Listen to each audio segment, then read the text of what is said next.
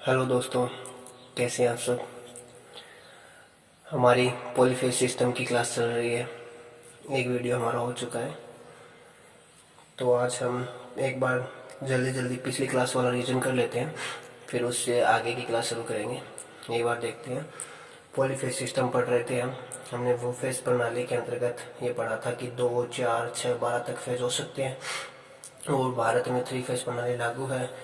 Three phase प्रणाली में जो थ्री फेज अल्टरनेटर होते हैं उसमें जो 3 कॉइल प्रयुक्त की जाती है, उस कॉइलों के मध्य जो अंतर रखते हैं वो 120 डिग्री का अंतर रखते हैं।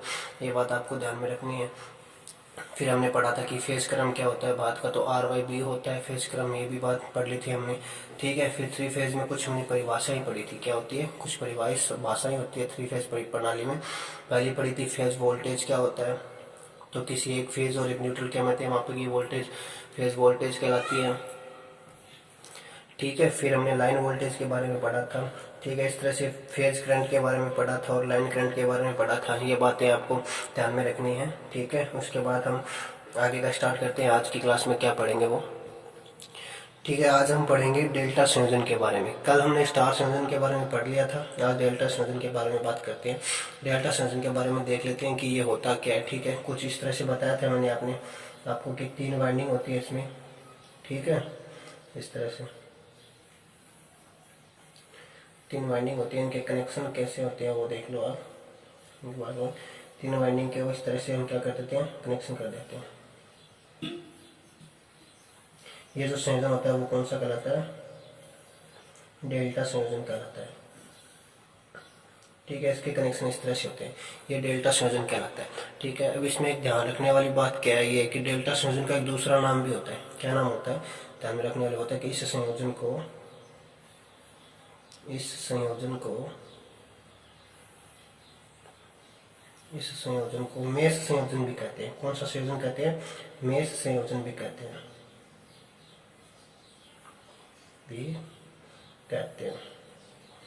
ठीक है। ये ध्यान रखना, इसका दूसरा नाम एक मेष संयोजन, ठीक है। अभी आगे वही इसमें बातें आएगी कि डेल्टा संयोजन में जो होता है वो लाइन वोल्टेज क्या होती है, लाइन करंट क्या होती है, तो वो ध्यान में रखनी है। एक मेन पॉइंट है, ये मोस्ट बात है, याद रखना कि डेल्टा संयोजन में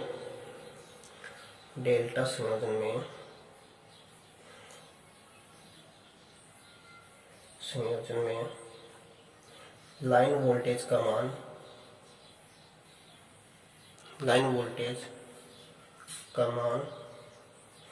फेज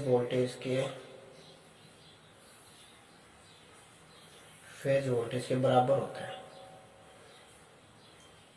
ठीक है। यह बात ध्यान रखना। स्टार में तो हमने पढ़ा था कि जो लाइन करंट होती है वो फेज करंट के बराबर होती है, लेकिन डेल्टा संयोजन में क्या चीज मैंने कि जो लाइन वोल्टेज का मान होता है ना वो फेज वोल्टेज के मान की क्या होता है, बराबर होता है, ठीक है। कुछ इस तरह से होता है, देख लोगे। ई का मतलब समझते हो, EMF होता है, लाइन का हो गया और ये फेज का हो गया। ये दोनों क्या होते हैं, डेल्टा संयोजन में बराबर ही प्राप्त होते हैं हमें, ठीक है। लाइन वोल्टेज और फेज वोल्टेज दोनों क्या हो जाएंगे, बराबर हो जाएंगे। किस संयोजन में बराबर हो जाएंगे, डेल्टा संयोजन में बराबर हो जाएंगे। और स्टार संयोजन जो होता है उसमें लाइन करंट और फेज करंट क्या होती है, बराबर होती है। पिछले वीडियो में हमने क्या किया था, पढ़ लिया था, ठीक है। लाइन वोल्टेज और फेज वोल्टेज के बारे में बताने की जरूरत है नहीं फिर से। पिछली वीडियो में इसके बारे में पढ़ा था कि लाइन वोल्टेज क्या होता है, फेज वोल्टेज क्या होता है। ध्यान में नहीं रहा हो तो वीडियो को दोबारा से देख करके देख लेना। अब आगे देखो, वोल्टेज की बात तो हो गई डेल्टा संयोजन में, ठीक है। अब धारा की बात कर लेते हैं। धारा क्या होती है वो डेल्टा संयोजन में, तो धारा क्या होती है, देखो डेल्टा संयोजन में जो लाइन धारा होती है, डेल्टा संयोजन में लाइन धारा का मान फेज धारा के मान से √3 गुना अधिक होता है। √3 गुना अधिक होता है। कितना अधिक होता है, √3 गुना अधिक होता है, ठीक है। स्टार संयोजन में तो क्या था, वोल्टेज का मान जो था ना, लाइन वोल्टेज का मान, वो फेज वोल्टेज के मान से √3 गुना ज्यादा था। और डेल्टा संयोजन में क्या हो जाता है, बिल्कुल उल्टा हो जाता है उसका, ठीक है, स्टार का बिल्कुल उल्टा हो जाता है। यहाँ पर तो वोल्टेज समान रहेगी फेज की और लाइन की, और जो धारा का मान है वो 1/3 गुना हो जाएगा। और जो स्टार संयोजन है उसमें धारा समान रहेगी और जो वोल्टेज है वो 1/3 गुना हो जाएगा, ठीक है। तो मैं इस तरह से कह सकते हैं इसको कि लाइन धारा बराबर 1/3 फेज धारा, ठीक है। ये एक तरह का क्या बनेगा, सूत्र भी बनेगा, इससे सवाल भी आएंगे सेम उसी की तरह, वोल्टेज वाले की तरह, ठीक है। अब डेल्टा और स्टार संयोजन के दोनों के बारे में हमने ये बातें जान ली, ठीक है। अब इनका उपयोग देखते हैं कि कहाँ कहाँ होता है। स्टार संयोजन कहाँ ज्यादातर उपयोग में लेते हैं, डेल्टा संयोजन कहाँ ज्यादातर उपयोग में लेते हैं, ठीक है। तो पहले स्टार संयोजन के बारे में देख लेते हैं, स्टार संयोजन का कहाँ कहाँ उपयोग होता है। स्टार संयोजन का उपयोग होता है जो डिस्ट्रीब्यूशन ट्रांसफार्मर होते हैं ना, जिसको वितरण ट्रांसफार्मर बोलते हैं, वितरण ट्रांसफार्मर, वितरण ट्रांसफार्मर की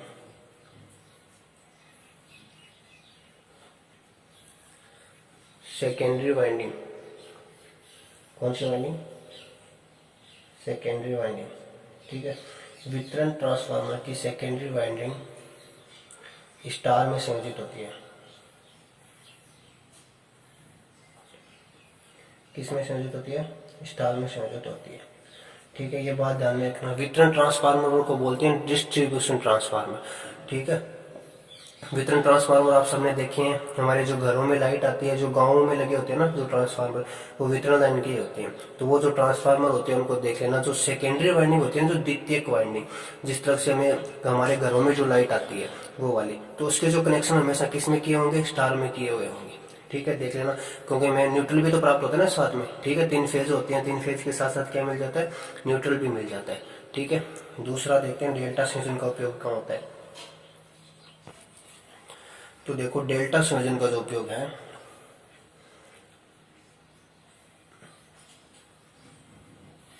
डेल्टा संयोजन का, डेल्टा संयोजन का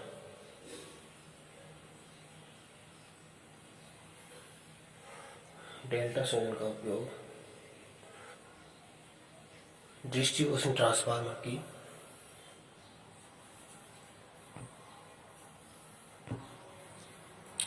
डेल्टा संयोजन का उपयोग कहाँ करते हैं। एक तो करते हैं कि 3 फेज जो मोटर होती है ना, 3 फेज मोटर, 3 फेज मोटर, ठीक है।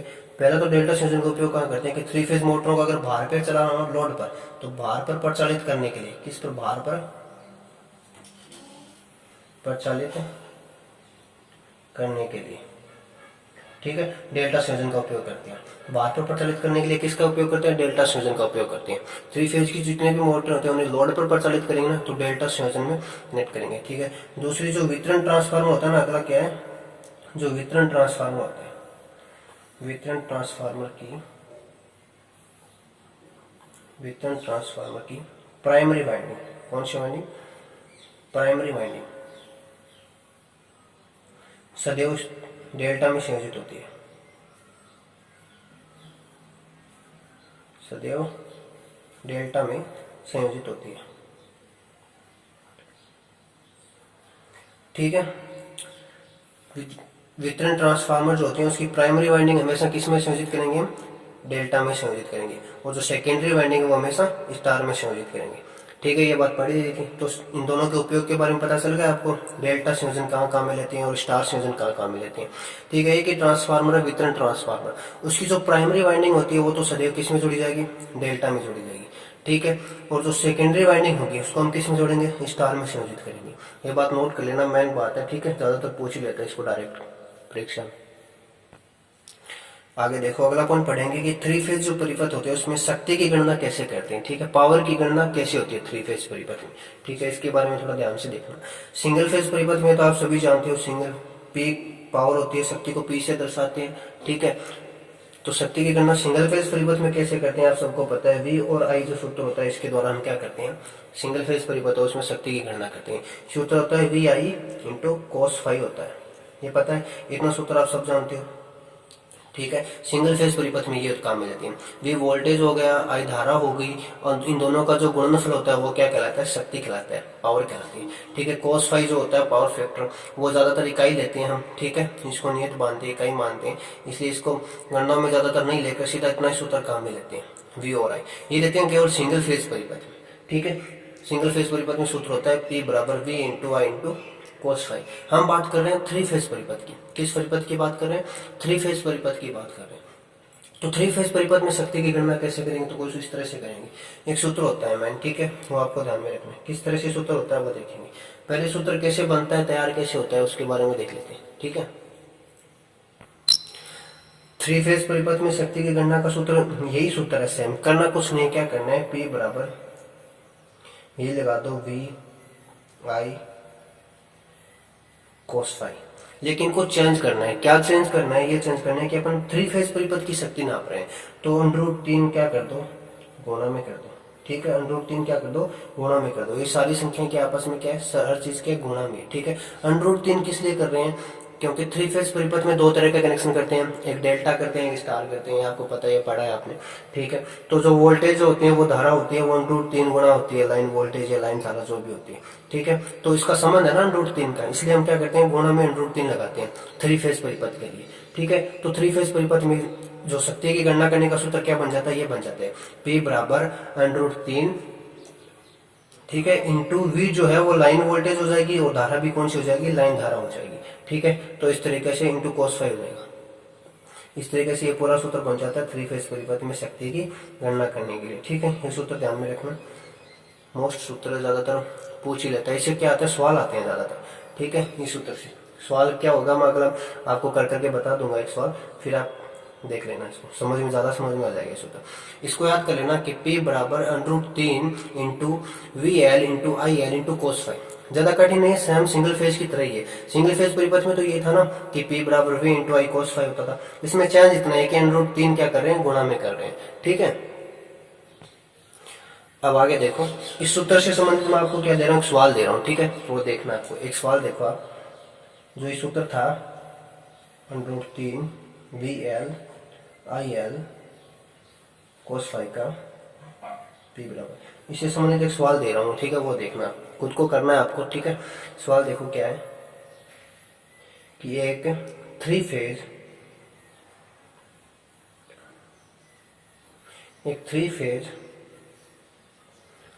415 वोल्ट 50 हर्ट्ज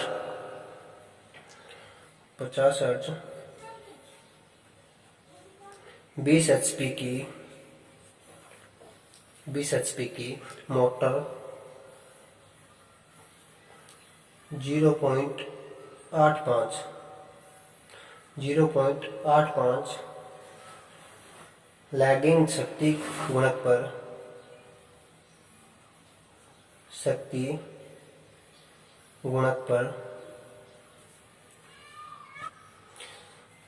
शक्ति गुणक पर प्रचालित है, इसके द्वारा ली गई धारा की गणना करो। ठीक है। ये सवाल है, ध्यान से देख लेना। क्या सवाल है कि आपको थ्री फेज परिपथ है, उसके बारे में 415 वोल्टेज दे रखा है, फ्रीक्वेंसी का मान दे रखा है, मोटर की शक्ति दे रखी है एचपी में। ठीक है। पावर फैक्टर दे रखा है, शक्ति गुणक को जानते हो ना, क्या cos फाई का मान है, शक्ति गुणक जो है पावर फैक्टर, वो कितना दे रखा है, 0.85 दे रखा है। ठीक है। हमें धारा की गणना करनी है। ठीक है। सूत्र ये बता दिया आपको। ठीक है। ये पी रहा आपके पास, ये मान क्या क्या दे रखे हैं बता दो। इसमें आपको वोल्टेज, धारा, cos फाई और पी, तीन ही तो चीजें। पावर आपको दे रखी है, वोल्टेज आपको दे रखी है, धारा आपसे पूछी है, और cos फाई का मान भी दे रखा है। बता दूं, देखो वोल्टेज का मान दे रखा है 415 वोल्ट दे रखा है, फ्रीक्वेंसी दे रखी है जो एक बार सवाल में काम आएगी या नहीं आएगी आप सूत्र देख के तय कर लोगे। ठीक है। 50 हर्ट्ज दे रखी है, पावर दे रखी है 20 एचपी, cos फाई का मान दे रखा है 0.85, धारा ज्ञात करनी है। ठीक है। इस सूत्र द्वारा हो जाएगा ये। ठीक है। ये जो सवाल है वो सूत्र द्वारा हो जाएगा। ठीक है। ये सवाल आपको आप लोग जो है वो करके बताएंगे, मैं नहीं बताऊंगा इसका उत्तर, आप लोग मुझे करके बताएंगे, धारा का मान जो है वो निकाल कर बताएंगे और कमेंट में मुझे उसका उत्तर देंगे। ठीक है। सभी को करना है ये सवाल, सूत्र आपके पास है, ये मान दे रखा है, ये सवाल है, सभी को इसका आंसर बताना है। अगर नहीं आया ना फिर तो मेरे को दोबारा पूछ लेना, मैं दोबारा बता दूंगा। और एक बार करने की कोशिश करना, जिस चीज से होता है वो बताना, कमेंट में उत्तर देना सभी। ठीक है, अगला पॉइंट देखो कि 3 फेज प्रणाली में फेज क्रम क्या होता है। ठीक है, फेज क्रम कहते हैं किसे हैं, आपको बताया तो था मैंने फेज क्रम क्या होता है भारत का, RYB है। 3 फेज प्रणाली में जो फेज क्रम है वो क्या है, RYB है। लेकिन अभी देखते हैं फेज क्रम की जो परिभाषा होती है वो क्या होती है। ठीक है, देखो क्या होती है, 3 फेज जो अल्टरनेटर होते हैं वो देखो क्या होती है कि 3 फेज अल्टरनेटर से 3 फेज से 3 फेज अल्टरनेटर से अधिकतम विद्युत वाहक बल, अधिकतम विद्युत वाहक बल EMF जो होता है, अधिकतम विद्युत वाहक बल प्राप्त करने का जो सही तरीका होता है ना, अधिकतम विद्युत वाहक बल प्राप्त करने का सही क्रम, सही क्रम क्या कहलाता है, फेज क्रम कहलाता है, फेज क्रम कहलाता है। ठीक है, समझ आ गई ये बात। क्रम का मतलब समझते हो कुछ इस क्रम में होना, जैसे 1 2 3 4 5 इस तरह से होना। ठीक है, क्रम का वैसे ही RYB ये क्रम हो गया ना अपना फेजों का। तो सही फेज क्रम क्या होता है, अधिकतम विद्युत वाहक बल जो प्राप्त करने का जो सही क्रम होता है ना, वही क्या कहलाता है, फेज क्रम कहलाता है। ठीक है, और भारत का फेज क्रम क्या आपको पता ही है, भारत का फेज क्रम पिछली क्लास में पढ़ा था इसके बारे में हमने। फेज क्रम जो है वो है RYB। ठीक है, बार बार बता रहा हूँ, ये बात ध्यान में रख लेना, याद कर लेना। भारत का फेज क्रम क्या है, RYB, रेड येलो ब्लू। ठीक है, अभी आगे देखो कि फेज क्रम का पता चल गया हमें, RYB होता है फेज क्रम। अब यदि फेज क्रम सही ना हो, यदि फेज क्रम बदल दे तो क्या होता है। ठीक है, यदि 3 फेज मोटरों में, 3 फेज जो मोटरें चलाओगे ना उसमें आप यदि फेज क्रम बदल दोगे, 3 फेज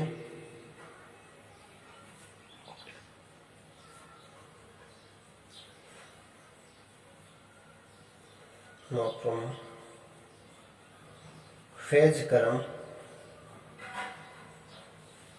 बदलने से, 3 फेज मोटरों में फेज क्रम बदलने से क्या होता है, जो मोटरों की जो घुमाव दिशा होगी वो क्या होगी, बदल जाएगी। बदलने से जो प्रचालित मोटरें होगी ना, जो स्टार्ट मोटर होगी, प्रचालित मोटरों की घुमाव दिशा बदल जाएगी।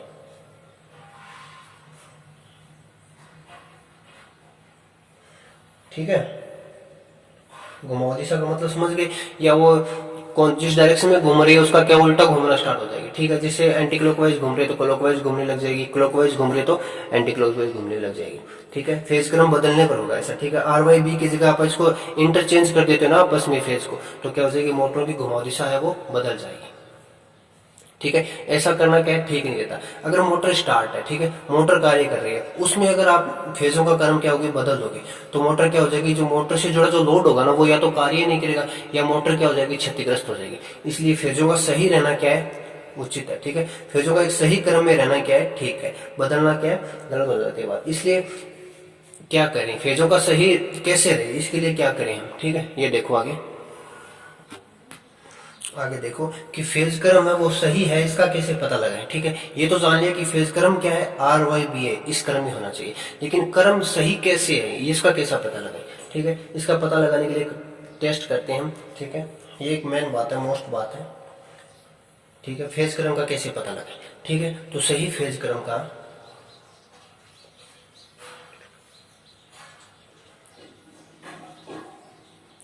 सही फेज क्रम का पता लगाने के लिए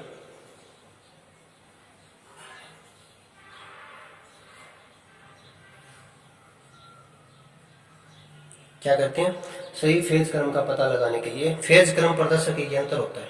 कौन सा होता है, फेज क्रम प्रदर्शक, फेज क्रम प्रदर्शक यंत्र प्रयुक्त किया जाता है, यंत्र प्रयुक्त किया जाता है। ठीक है, फेज क्रम का पता किस चीज से लगाएंगे, एक फेज क्रम प्रदर्शक होगा। ठीक है, उससे पता लगाएंगे। वो यंत्र कैसा होगा उसके बारे में बताएंगे आपको, लेकिन ये मोस्ट बात है ध्यान रखने की, सही फेज क्रम का पता किससे लगाते हैं, फेज क्रम प्रदर्शक से लगाते हैं।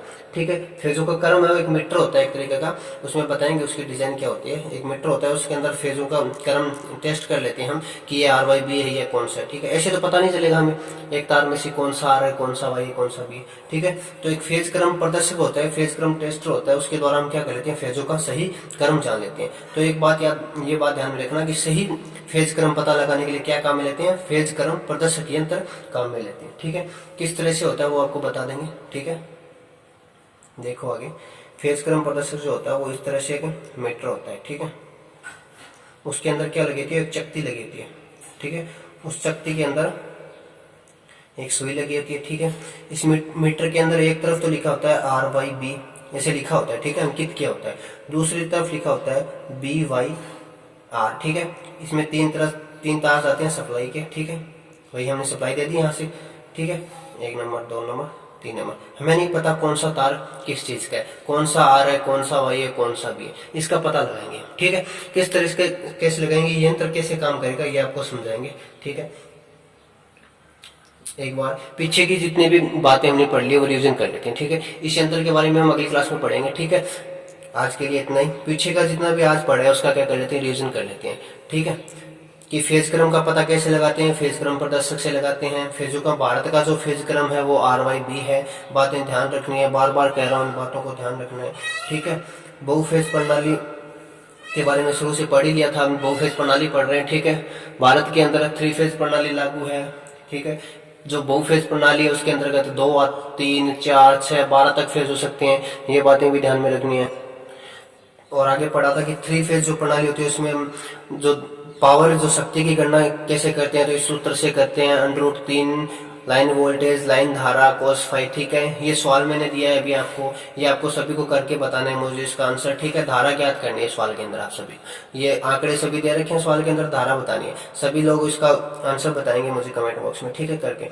उसके बाद हमने 3 फेज परिपथ में स्टार डेल्टा जो पढ़ा था वो सभी मोस्ट चीजें थी, ठीक है, उनको ध्यान से पढ़ लेना, ठीक है। वीडियो में जो भी चीज समझ में ना आई ना तो कमेंट करके बता देना मेरे को, ठीक है। वीडियो कैसा लग रहा है ये भी बता देना। चैनल को जिस लोगों ने अभी तक सब्सक्राइब नहीं किया वो सब्सक्राइब कर ले चैनल को, ठीक है। एक वीडियो मैंने पहले डाल दी है, ये दूसरा वीडियो डाल रहे हैं बहुफेज प्रणाली का। 1 या 2 वीडियो और बनेंगे इस पार्ट के, फिर ये कंप्लीट हो जाएगा। फिर मैं इसके आंसर भी डाल दूंगा बहुत सारे काम के, ठीक है। तो ये वीडियो देखना जरूर, ठीक है। धन्यवाद दोस्तों।